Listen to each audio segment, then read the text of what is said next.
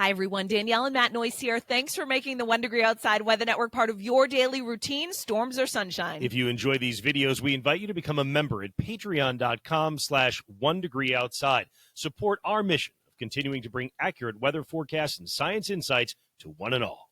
This 1 Degree Outside video is brought to you by CrackX Foundation Crack Repair and Waterproofing. 40 years of prompt and economical service to New England homeowners, builders, general contractors, home inspectors, management companies, architects, and engineers. Be sure to visit crackx.com and mention 1 Degree Outside when you make your appointment for an incredible discount.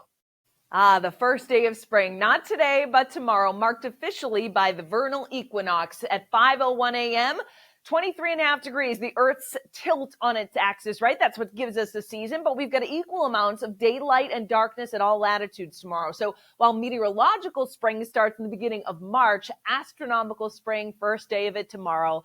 Let's throw in a blizzard for the last full day of winter. We've got snow all the way from Kansas up to the Midwest on the northwest side of a system that's bringing strong winds, some severe weather with it as well. So blizzard warnings extend from portions of Kansas into Nebraska and then up into portions of far southeast Minnesota too.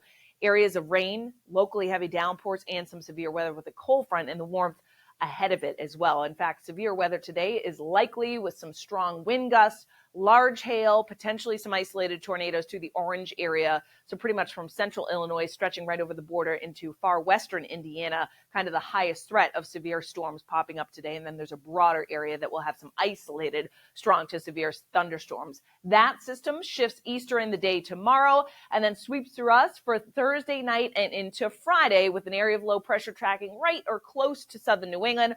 Cold air coming in on the back side of it as well, but not cold enough with spring beginning, the stronger sun angle to create any significant snowfall. Let's talk about that. I know Matt talked about it yesterday too. The bigger thing until then are the areas of fog and low clouds that have been expanding and will continue to do so today into the afternoon and evening through the overnight tonight. Some pockets of drizzle right at the coastline as well with an onshore flow. And that means our Thursday for tomorrow is going to be kind of a murky feel. Low clouds, some patches of drizzle here or there, patchy fog, particularly at the coastline that probably will hang tough at the coast tomorrow and be a little stubborn, not really burning off, may lift for a time a little bit, and you'll see some briefly increased visibility, and then it will fill back in towards the evening and night. That along with some showers that sweep through starting by late evening into the overnight, and then by Friday, it's areas of rain, steadiest in the morning, tapering to showers with enough cold that we get some wet snowflakes to mix in towards the tail end, particularly through the interior and with elevation. Saturday, that system's gone. We start with sun. Clouds will increase, and there's another cold front coming in, but it kind of weakens as it comes over us. So by Saturday afternoon, I can't rule out a stray flurry, isolated shower, or a sprinkle, but it's not going to be a day that's ruined by rainfall or anything like that. It'll be brief and passing. It comes on by. Sunday, for that reason, is my pick of the weekend. So, of course, pretty subjective here, but it will be the brighter of the two weekend days, but it will admittedly be the colder of the two weekend days. How much rainfall falls from Thursday night through Friday? Much of the guidance is putting out about 1/4 to 3/4 of an inch. So let's put it either side of a 1/2 inch with some of the heavier totals here focused through eastern Connecticut and then back in through central Massachusetts. Matt showed you this the last couple of days, and there's been no big change. The probability of an inch or more of snow is really confined to far northern New England, western New England, but even at that, it's only about a 40 to 50% chance, much lower, 10 to 20 here in southern New England, though with the Worcester Hills elevation, southwest New Hampshire, we may get a little bit, particularly on grassy surfaces. It's just been so mild, the sun angle is stronger. By the time we get enough wet snow that mixes in, the whole system's going to be pulling away as well. So no snow accumulation map just yet. We'll talk more about that tomorrow as we kind of fine-tune the details. Wind will also be a concern, but not really until Friday as the storm system starts to see that northwest wind take over. We get 35 to 45 mile per hour gusts Friday afternoon and likely some gusts that go 40 to 45 miles per hour, at least in central and southern New England by Friday evening and night.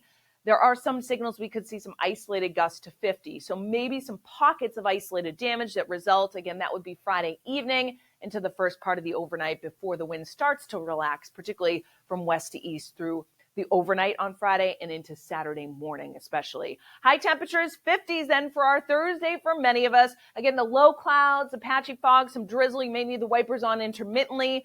Tomorrow night, 30s to lower 40s, but you notice we're really not below freezing, so I'm not concerned with any icing or things like that.